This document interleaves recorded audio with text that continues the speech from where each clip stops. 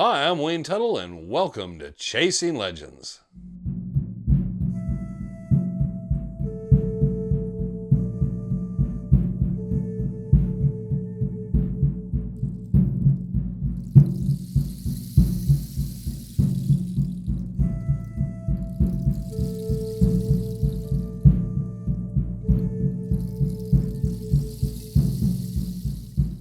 Welcome back to Chasing Legends. Again this week, I am your host. Please hit the subscribe button, hit the notifications bell, leave a comment. If you want to leave a comment, go to the About section, Legend of Superstition Mountain, Dutch Hunter Rendezvous shirts. Gray, black, long sleeve, short sleeve. We're all through that, and now into our topic of the day. This is one I talked to Trevor, and I thought, wow, we've done this a few times. And it must have been back during the early first 100 episodes where I did it live and kind of took some questions and kind of covered it. But oddly enough, in the last 2 and almost half years, I haven't talked about it. And it should be something recurring each spring. So today, that's what we'll talk about. And it's something that happens here in Arizona quite frequently. We have 15 varieties of these little suckers. They're called the rattlesnake. 15 varieties, 15 species of rattlesnakes in Arizona. They are pretty common. There are people that go through their lifetime here in Arizona and never really see a rattlesnake, and there's people that see them quite frequently. A lot of that has to do with awareness and where you are and what time of the year and what you do. They're pretty much all through Arizona. The most common types you'll always run into are the western diamondback, the Mojave, the black-tailed rattlesnake, and probably I would say the prairie timber rattlesnakes. And they're kind of look a bit like the western diamondback that are up north. They're pretty big boys. So those are generally the common types, but they're also the sidewinder. There's the tiger rattlesnake, the ridge-nosed rattlesnake, the black rattlesnake. The difference to see most of them is the western diamondback has the diamond pattern. It's probably one of the more colorful ones that you'll see. It's pretty recognizable. It has the black and white bands on its tail by its rattle. All rattlesnakes have that triangular shaped head with the slit eyes, so you pretty much can kind of tell them. Please don't kill the poor Mr. Bull snake, rat snake, gopher snake guy. He looks a lot like a diamondback. He has no rattle. His head's more of a bullet shape and his eyes are more rounded. Those snakes are very good. They actually hunt rattlesnakes and will kill them. So they're very good snakes. But snakes are a necessary thing in the desert areas. They take care of rodents. We've got a lot of little facts and things and myths and different stuff, but we wanted to get into it. The reason you see snakes this time of the year is winter's over, and it's not that you see snakes this time of the year. They're just more common occurrence. One of the first things to understand is you will see them all 12 months of the year here in Arizona. The only times I have not seen rattlesnakes is in the snow and below freezing weather. And that doesn't count if I'm in a cave or a mine, because the temperature will be warmer and they'll be holed up in there, and I've encountered them there. But I'm saying outdoors generally, out bushwhacking on the trails. I've seen them in the rain. I've seen them at 40, 50 degrees. They can be out at night. They can be out at the day. During the summer months, you'll see them generally most active. They're kind of nocturnal, so you'll see a lot of it because the heat of the day, you see most of them. They're pretty quiet, laid back in the shade most of the day, and then they come out in the evenings to hunt. So just around sunset, you'll start to see them really come out, which is when you run to a lot of them, and then early mornings before the heat of the day comes in. Working for a utility company, I came across a lot. Most of the time I ran into them, they were in the little gaps between the driveway. They get in those little cracks and they lay out in there, and definitely hard to pick out as you're just walking up. Sometimes when people especially have that paint chip type coating they do on their driveways, but they'll lay out in there. They like to get up in the patios as the day heats up, and a lot of people have the little archway going into their patio, and I would always be kind of checking in to make sure the area is clear, because they like to get into that little shade area as it heats up, or into the planters or behind the plants and stuff by the front door. I kept a 5-gallon bucket, and it's kind of like a hula hoe type stick. Look up hula if you want to know. It's for weeds. But I would keep one of those in my truck. And what I would do is at certain houses, if it looked like there was like tricycles or small bikes and stuff, and there was kids like running around out in the yard and stuff, I would try to call the homeowner and try to get at the door, but let them know the snake was out there. If not, sometimes I would remove the snake. Sometimes I got a hold of the homeowner and the mom was totally terrified, and I still tried to get in the 5-gallon bucket, get it out of there. A lot of times they were small rattlesnakes, maybe 2 feet long.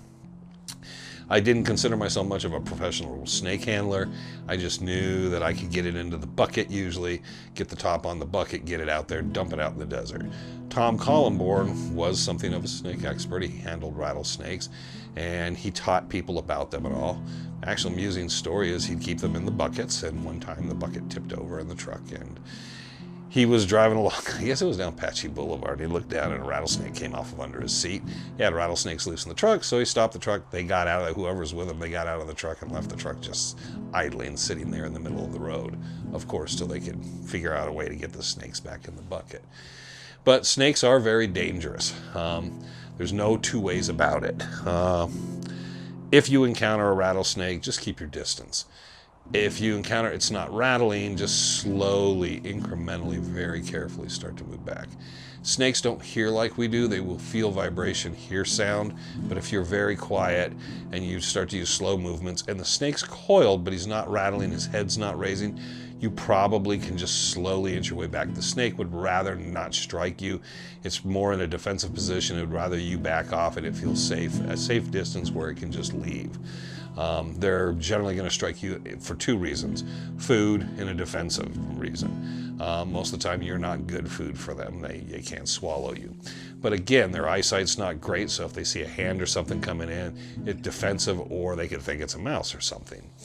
Most of the time people get bit on the lower extremity of the legs and so forth, or the hands, because they're reaching in somewhere or they're stepping somewhere and they don't encounter the rattlesnakes. Rattlesnakes don't always rattle when they strike either. And then there's other times you could step on a rattlesnake and they just freak out and they're just trying to get out of there as quick as you were, which I've had several of those encounters. Never been bit though. I've been very fortunate at that. Snakes will try to give you a warning. They tend to stay off the trail and stuff, but they will move about.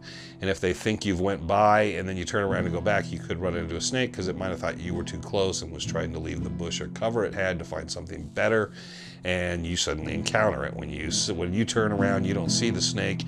The snake senses you or sees the movement or whatever it senses, the heat, the smell, and then it coils up and kind of sits because it's trying to get a bearing. And they smell very well. I'm not going to recommend what people do with dust and things to mess up their sensors, but you don't want to confuse rattlesnake. You want a rattlesnake that starts to feel it can get out of there. They do not like to sit out in the UV rays in the sunlight for a long period of time and the heat, so they will generally just go for shade as soon as they think they can get out of there and take some cover. If you're sitting there and you ever observe a rattlesnake and you get a chance from 10-15 feet away, it's good to watch them because you'll see them lift their head or stuff if they think something's moving or something they're not aware of. You can tell they're trying to work it out because their vision's not necessarily great. The hearings, they're using a number of different senses trying to work their way around and try to understand what's happening. But snakes are dangerous. If you get bit, do not tie a tourniquet. Do not cut it. Do not try to suck the venom out. Find something really cold and put it on it. Keep the area really cold. Stay calm and just get to the hospital. They'll treat you with anti-venom. That's probably the best thing. Very few fatalities from rattlesnakes. Most of the time it's because they go untreated or the treatment they can't get to help and soon enough. If you can get to a hospital in 3 or 4 hours, you should be fine. You can survive a rattlesnake with no treatment. It can cause a lot of health issues. It could be fatal, but it could cause a lot of health issues as well. Usually the issues that you find even in severe bites with a lot of venom is muscle and nerve damage in that area and throughout your bodies. I know a number of people have been bit and after treated with anti-venom had a lot of other problems within their internal organs and nervous system afterwards. So it depends on the person and so forth. Now, 25% of rattlesnake bites can be dry bites, which means the snake didn't really want to put venom. It was using it as a defense. It was just trying to bite them, but not inject venom, because the snakes want to hold their venom for prey. So you can get lucky in that. It's hard for anyone to tell. They start treating you with anti-venom because they're usually not quite sure if it is a dry socket bite like that. You can't just plan on it and say, well, I think it probably was dry socket. It doesn't, yeah. And no, okay. And trust me, as far as a bull snake or any snake bite, it hurts. It hurts a lot. So getting that and then the venom hitting your nerve system, and by the time you start to really realize, you don't want to wait. Go seek treatment. Don't mess with it. Just keep it cold. Stay calm. If you're with someone that gets a snake bite, try to keep them very calm, relaxed. You want their circulatory system just to kind of just ebb along, for them to relax and realize they're going to get treatment. They're going to be fine. It's going to be painful, but they will be fine. But that's, yeah, back in the day, they used to sell those little snake bite kits, and people gouge people up and stuff, and they'd still need the anti-venom. So it's just saying, don't try a tourniquet, because you're restricting your blood flow, but the venom still it's causing the same damage. All you're doing is losing the blood flow to the limb, which is going to be a problem, because you're going to have the other damage from the venom acting against the muscles and the nerves. So you can cause yourself more damage by doing that. So that's kind of do's and don'ts right there. There's a lot of fascinating things about rattlesnakes. Like one, I pointed out, you'll see them almost any time of the year. Now you see them from March to October, November, the most out here. And if it's a warm late February, you'll start to see them because they're coming out because they're hungry. They do not hibernate. They kind of do what they call brumate or bromate. They basically just go very quiet. They will come out and eat. They will come out in sun occasionally, but they just generally, during the colder winter months, just kind of stay dormant as much as possible. So if it's December and it's 55 degrees, don't be surprised if you look over on a rock mid-morning and find a rattlesnake laying there coiled up, because they do come out. They don't go into these huge dens like sometimes you see in the videos. They will den up with other snakes to stay warm, but that isn't the rule. A lot of times you will see snakes, and we always saw snakes. Down in Maricopa, we used to see them all the time, all year long, step on them and stuff and run into them. But a lot of times during the winter months, they were pretty sluggish about things. Now, the reason it seems so crazy in March and April and May is all these snakes are coming out and they're very hungry. They're trying to get meals. They're kind of like teenagers heading for the fridge. They're like, we want to eat, we want to eat. And if you live in a household with teenagers looking for food all the time, they're going to go through everything and start tearing stuff up and trying to find food. Well, the snakes are very impatient. They're just kind of like on edge, like, hey, we want to eat. So during that time of period, it's best to realize the snakes are very easy to be agitated. Mojaves can be very agitated very easily. Everyone's always said that, but Western Diamondbacks and Mojaves are generally not the mellowest of rattlesnakes. A lot of the breeds of rattlesnakes actually will try to stay quiet, try to stay out of the way, or you'll see them leaving the area when you're getting close. Those two can be a little more odd at times.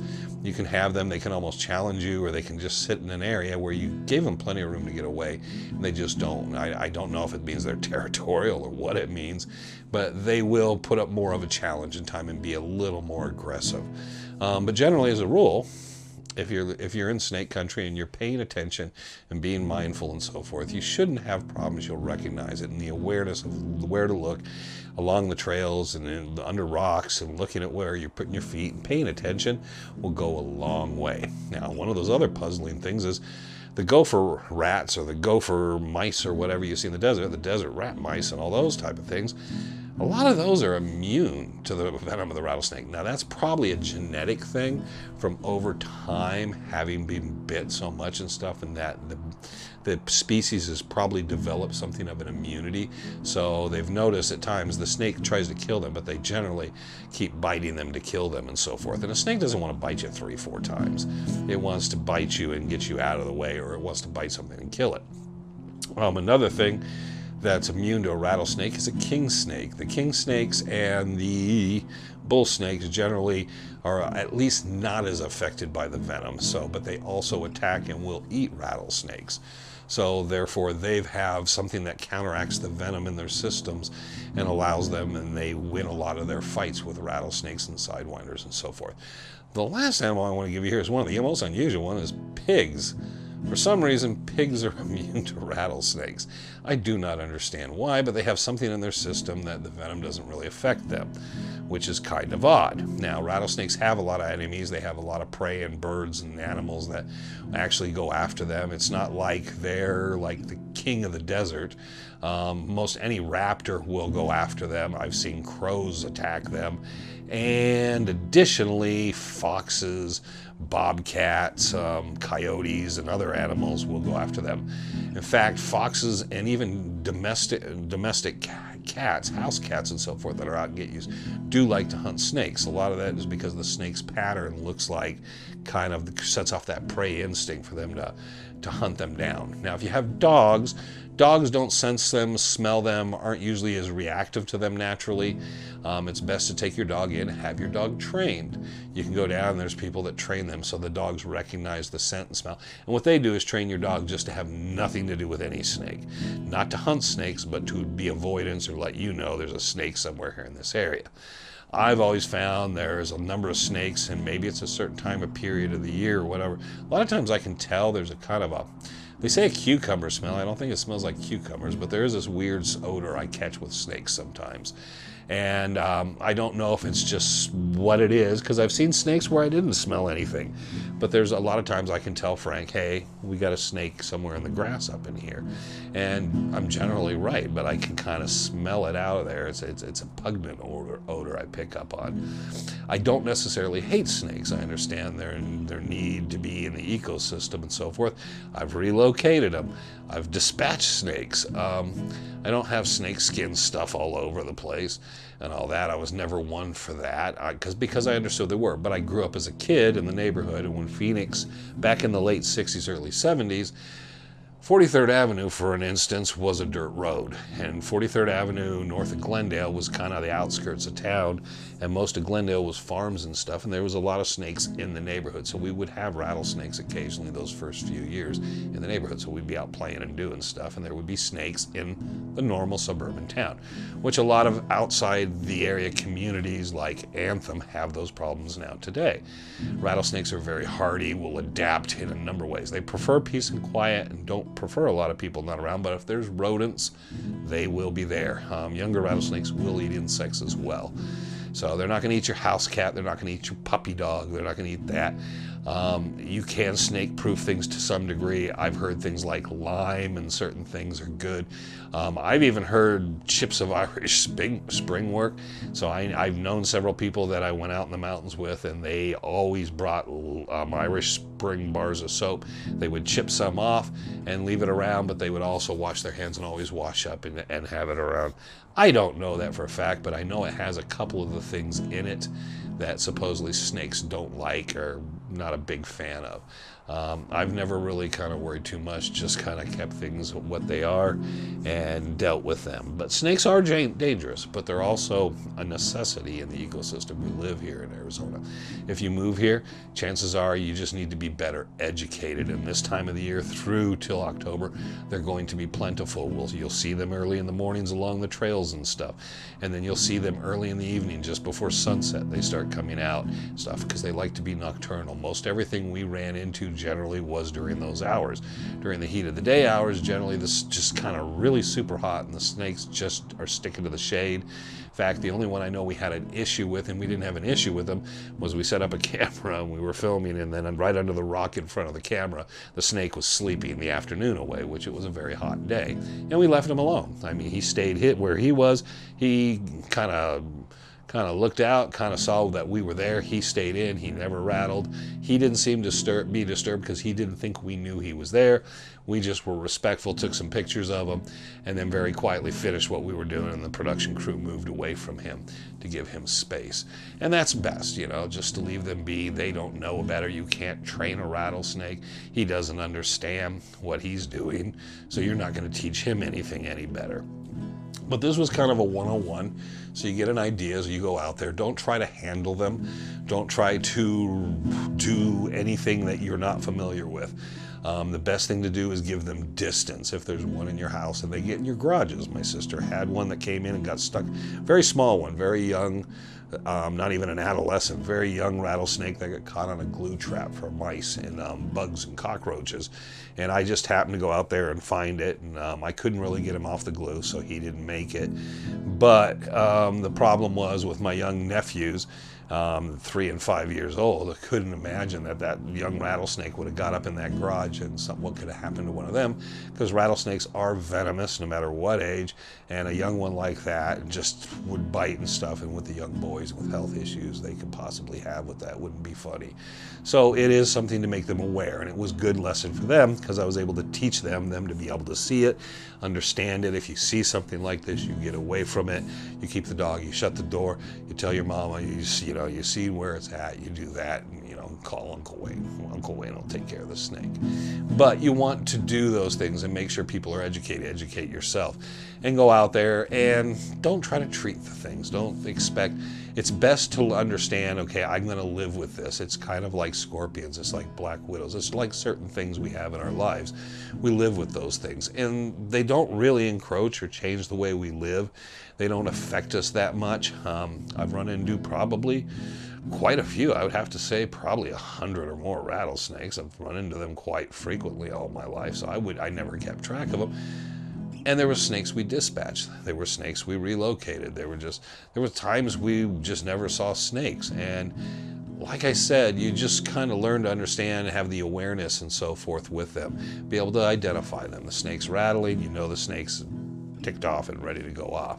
So, and don't approach it, don't move to it. Another good piece of advice. They tell you if you see a 3-foot rattlesnake, he can leap about 1.5 feet, about half the length of his body. For homework, watch the movie Billy Jack, and you'll say, why Billy Jack? Well, it was filmed in Prescott, Arizona, and Tom McLaughlin was in it, and it's kind of okay old film, but the better part about Billy Jack is when he's doing that little dance thing and that snake, and it's not really him, some guy did the dance, but that was a live rattlesnake they had. That snake literally leaps the entire length of his 3.5 foot, 4 foot body to strike the guy, and it did strike the guy, and he got bit several times. But the point being, when you sit that, and with today's technology, take your DVD player and freeze that and watch that sucker, how it extends, because you're saying, yeah, it's only, I'm 1.5 feet. I'm good with that little rattlesnake. Watch that movie and you will move back 5 or 6 feet easily, because you will learn to respect that distance of what possibly they can do. So, and that's a good thing. And I'm sure you can find it on YouTube, the snake scene with Billy Jack. Check that out, because it is kind of cool. And if you freeze it and stuff, you're like, holy crap, it's a real snake, and man, he can get out there.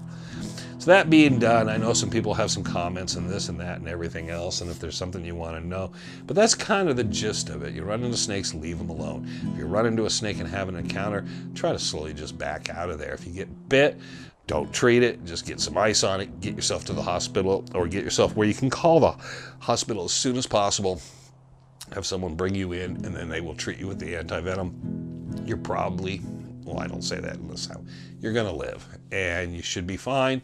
It's just might be a little bit of a painful ride, but a broken arm can be too. So there you go. I'm surprised we've never touched upon this before. Next year I'll find a few more things to spin in it. Maybe we'll do a little slideshow or some stuff with some snakes I've known. Because we've had some really cool encounters where I've stuck my hand with cameras down holes and then brought them back up and looked at the camera and was like, holy crap, there's a rattlesnake there. So I'm not always the smartest to do this, but I've survived.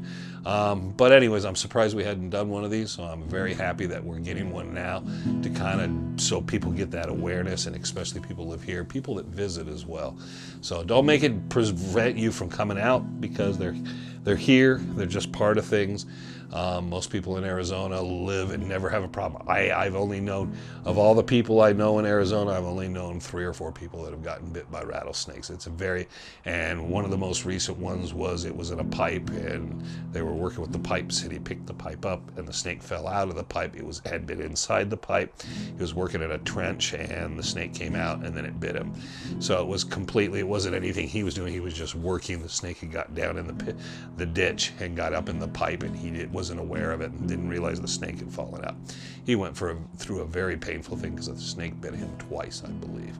But he did recover with some complications, but he did recover. So, and he's still out there kicking and going. So there you go. Hope everybody enjoyed this, didn't creep them out too much. I know there are people like Frank who do not care for snakes at all, and you hope to kind of educate them. I haven't given up on Frank, but I think he understands a bit better. You don't have to kill every snake you see. Let snakes be. I don't know what he just hates snakes, period. But that being said and done, hopefully that helps. It definitely educates you and makes you aware of what time of year it is.